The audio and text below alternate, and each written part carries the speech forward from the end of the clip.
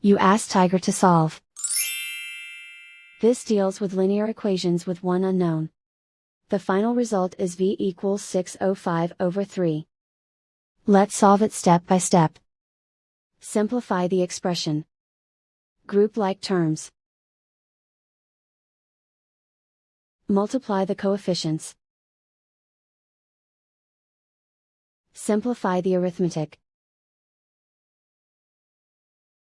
Multiply the fractions.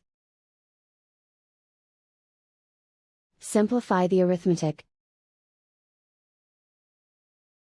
Group all constants on the right side of the equation. Add 125 to both sides. Simplify the arithmetic.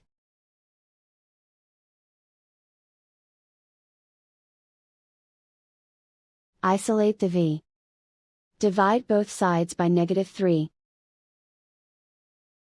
Cancel out the negatives. Simplify the fraction. Cancel out the negatives. And so the final result is v equals 605/3.